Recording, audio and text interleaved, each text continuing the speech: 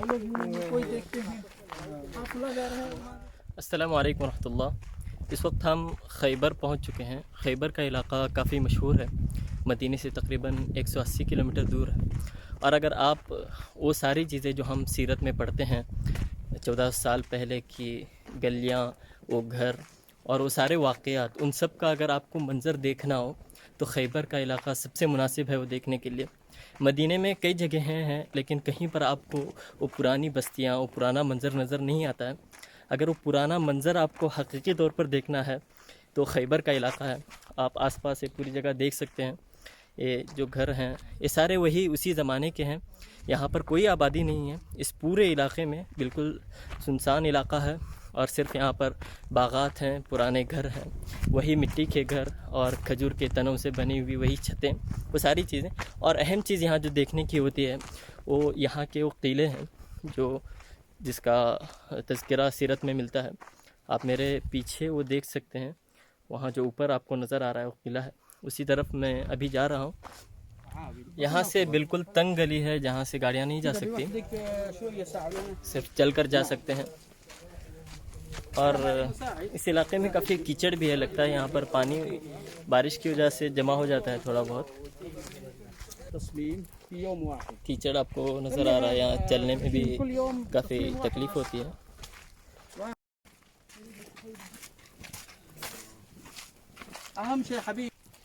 یہاں چھوٹا سا پانی کا چشمہ بھی آپ کو نظر آ رہا ہے. یہ سب پانی یہاں سے باغات کی طرف جاتا ہے. میں یہاں بالکل قلعے کے نیچے کھڑا ہوں. میں نے اوپر جانے کی کوشش کی لیکن وہاں راستہ بند ہے. قلعے کی دیواریں آپ دیکھ سکتے ہیں، 14 سال پہلے بنی ہوئی یہ قلعے کی دیواریں آج بھی اسی طرح کھڑی ہیں. پتھر اور مٹی ہے، ہو سکتا ہے کوئی اور میٹیریل بھی ہو لیکن عام طور پر مٹی ہی نظر آتی ہے، لیکن مضبوطی کے ساتھ اب بھی کھڑی ہیں. خیبر کا جو علاقہ ہے یہ 2000 سال پہلے سے ہی آباد تھا، لیکن اس کی شہرت اس وقت ہوئی جب حضور اکرم صلی اللہ علیہ وسلم مدینہ تشریف لائے.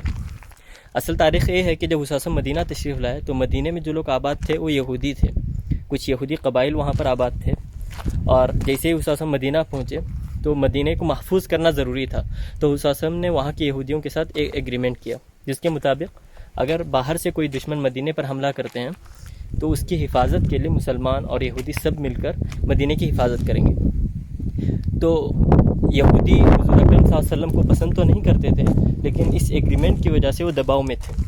لیکن کچھ یہودی خیبر میں آباد تھے اور یہاں کے یہودی کافی مالدار تھے. علاقہ کافی زرخیز تھا. صرف نتا کے ایک چھوٹے سے علاقے میں 40,000 کھجور کے درخت ہوا کرتے تھے. آج بھی کھجور کے درخت یہاں آپ کو نظر آتے ہیں.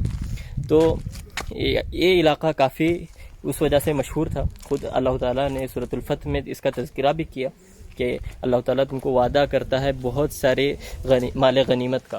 تو اس سے مراد یہی خیبر کا علاقہ تھا. خود صحابہ نے بھی کہا کہ ہم لوگ خیبر فتح ہونے کے بعد آسودہ ہوئے، یعنی خیبر سے جو غنیمت ملی وہ کافی زیادہ تھی. لیکن خیبر کے علاقے کا مسئلہ یہ تھا کہ یہاں کے جو یہودی تھے وہ مدینے میں موجود یہودیوں کو اکسایا کرتے تھے حضور اعظم کے خلاف، اور جتنی سازشیں ہوتی تھی حضور اکرم صلی اللہ علیہ وسلم کے خلاف اور مدینے میں بسے مسلمانوں کے خلاف وہ انہی یہودیوں کی وجہ سے ہوتی تھی. غزوہ احزاب ہوا جس میں سبھی قبائل مدینے پر حملہ کرنے کے لیے آئے تھے. اس کی وجہ بھی اصل وجہ یہی خیبر کے یہود تھے. تو گویا کہ ایک طرح سے سازشوں کا گڑھ تھا خیبر. تو اسے فتح کرنا اور اس فتنے کو دبانا بہت ضروری تھا. تو اس وسلم نے صلح حدیبیہ کے بعد ارادہ کیا کہ اب خیبر کو فتح کرنا ہے. خیبر فتح کرنے کے لیے حضور صلی اللہ علیہ وسلم مدینے سے نکلے اور جب یہاں پہنچے تو رات کے وقت پہنچے. صبح یہودی اپنے باغات کی طرف نکلے تو دیکھا کہ سامنے لشکر کھڑا ہے. تو ڈر کر یہ سب لوگ بھاگ گئے اور قلعے میں جمع ہو گئے. اس وقت یہاں پر 10-15 قلعے ہوا کرتے تھے. آج ایک قلعہ آپ کو جو نظر آ رہا ہے وہ انہی قلعوں میں سے ایک قلعہ ہے. ویسے کافی قلعے تھے چھوٹے بڑے، اور ان قلعوں میں کئی ہزار لوگ بسا کرتے تھے اپنی پوری فیملیز کے ساتھ، اور ان کے پاس پورے 1 سال کا اناج ہوا کرتا تھا. یعنی باہر سے انہیں گھیر بھی لیا جائے تو ان کے پاس اتنا اناج ہوا کرتا تھا کہ 1 سال تک یہ لوگ اس اناج پر اپنا گزر بسر کر سکتے. حضور صلی اللہ علیہ وسلم نے یہاں پہنچنے کے بعد کچھ قلعے تو آسانی سے فتح کر لیے، لیکن کچھ قلعوں کو فتح کرنا بہت مشکل تھا. ایک قلعہ جو کافی مشہور ہے جہاں حضور اکرم صلی اللہ علیہ وسلم نے 3 دن تک کوشش کی اور کامیابی نہیں ہوئی. حضرت عمر رضی اللہ عنہ نے قیادت کی اور فتح حاصل نہیں ہوئی. پھر حضرت ابوبکر رضی اللہ عنہ نے قیادت کی, تب بھی فتح حاصل نہیں ہوئی. پھر حضور اکرم صلی اللہ علیہ وسلم نے فرمایا کہ کل میں جھنڈا ایک ایسے آدمی کو دوں گا جو اللہ اور رسول سے محبت کرتا ہے اور اللہ اور اس کے رسول بھی اس سے محبت کرتے ہیں. تو تمام صحابہ کے دل میں تمنا ہو رہی تھی کہ جھنڈا مجھے ملے, کیونکہ بہت بڑی بشارت تھی. تو صلی اللہ علیہ وسلم نے وہ جھنڈا حضرت علی رضی اللہ عنہ کو دیا تھا.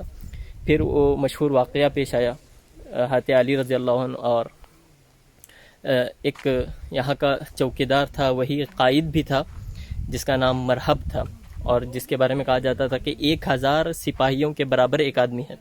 تو اس کے ساتھ حضرت علی رضی اللہ عنہ کی لڑائی ہوئی تھی اور حضرت علی رضی اللہ عنہ نے اسے شکست دی اور ایک قلعہ بھی فتح ہوا.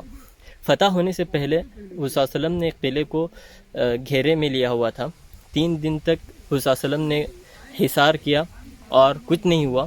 تو ایک شخص آ کر بتایا کہ اے ابو القاسم, یہ حضور صلی اللہ علیہ وسلم کی کنیت ہے, کہ اگر آپ اسے پورا مہینہ بھی اسی طرح حصار میں رکھیں تب بھی فتح نہیں ہوگا. پھر اس نے حضور صلی اللہ علیہ وسلم کو ایک چشمے کے بارے میں بتایا کہ یہاں پر ایک چشمہ ہے جس کا پانی قلعے والے استعمال کرتے ہیں. اگر آپ یہ چشمہ بند کر دیں تو گویا کہ انہیں پانی ملنا بند ہو جائے گا اور یہ لوگ اپنے قلعے سے نکل جائیں گے. میں وہ چشمہ یہاں تلاش کرنے کی کوشش کر رہا ہوں. تو حضور صلی اللہ علیہ وسلم نے وہ چشمہ بند کیا. اس کے بعد وہ قلعے سے باہر نکلے, پھر جنگ ہوئی اور جنگ میں حضور اکرم صلی اللہ علیہ وسلم کو فتح بھی ہوئی. مدینہ کے اندر کافی تاریخی مقامات ہیں جہاں مجھے الحمدللہ جانے کا موقع ملا, لیکن مدینہ کے باہر خیبر پہلی جگہ ہے جہاں پہنچ کر لگا کہ بالکل وہ جو واقعات ہم سیرت کے پڑھتے ہیں وہ سارا منظر بالکل سامنے آ جاتا ہے. وہی کچے گھر, وہی کھجور کے تنوں سے بنی ہوئی چھتیں, وہ ساری چیزیں آج بھی اسی طرح باقی ہیں. مدینہ میں جو جگہیں ہیں عام طور پر وہاں بہت کم ایسی جگہ ملتی ہے جہاں پر پرانے گھر آج بھی رکھے گئے ہوں. یہاں ایک پورا علاقہ تقریباً 2-3 کلومیٹر کے فاصلے کا یہ اسی طرح ہے جس طرح آج سے 14 سال پہلے ہوا کرتا تھا. وہ گھر سبھی اسی طرح ٹوٹے پھوٹے لیکن اسی حالت پر باقی ہیں. یہ علاقہ کافی ویران ہے, یہاں پر کہیں کوئی آبادی نہیں ہے. اتنے علاقے میں صرف کھجور کے درخت ہیں اور کچھ ٹوٹے پھوٹے گھر ہیں, لیکن کہیں پر انسانوں کی آبادی نہیں ہے. تو علاقہ کافی ویران ہے اور ڈراؤنا بھی ہے. وہاں دور سیکیورٹی کی گاڑیاں کھڑی ہیں, باقی اس علاقے میں کہیں سیکیورٹی وغیرہ نہیں ہے. تو اکیلے آنا بالکل سیف نہیں ہے, لیکن اگر ٹیم کے ساتھ آتے ہیں اور کسی ایسے شخص کے ساتھ جو اس علاقے کو جانتا ہے تو علاقہ بالکل زیارت کے قابل ہے. یہاں پر پانی کی کیاریاں بنی ہوئی ہیں, تو ایک چشمے سے گزر کر یہ سبھی کے باغات میں پانی آتا تھا.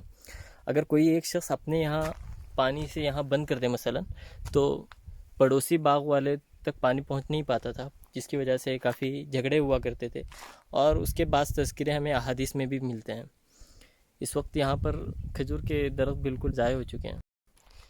یہ بھی ایک پرانا گھر ہے, دیکھیں اس کی دیواریں بھی اسی وقت کے پتھر اور یہ بالکل مٹی کے بنے ہوئے ہیں. اور اس کی چھت دیکھیں, کھجور کے تنوں سے بنی ہوئی چھت ہے. جب مسجد نبوی بنی تھی تو اس کی چھت بھی انہی تنوں سے بنائی گئی تھی, اور اس وقت اکثر گھر انہی کھجور کے تنوں سے بنتے تھے. یہاں سے خیبر کا پورا علاقہ نظر آتا ہے. نیچے کھجور کے درخت ہیں, سامنے قلعہ ہے. یہ علاقہ اتنا زرخیز ہونے کے باوجود بالکل ویران پڑا ہوا ہے. مزید ہے کہ یہاں عجیب سی وحشت بھی محسوس ہوتی ہے. جب مدینے سے ہم یہاں آتے ہیں تو اس بات کا واضح طور پر اندازہ ہوتا ہے. البتہ تاریخی ذوق رکھنے والوں کی تسکین کے لیے یہاں بہت ساری چیزیں ہیں, اور اس چھوٹے سے ولاگ میں بہت ساری چیزیں کور نہیں ہو پائی ہیں. بہت ساری معلومات ہو سکتا ہے مس ہوئی ہوں گی. آپ کی مزید معلومات کے لیے کچھ لنکس میں نے آرٹیکلز کی دی ہوئی ہیں ڈسکرپشن میں, آپ اسے پڑھیں تو آپ کو مزید معلومات حاصل ہوں گی. جزاکم اللہ خیرا.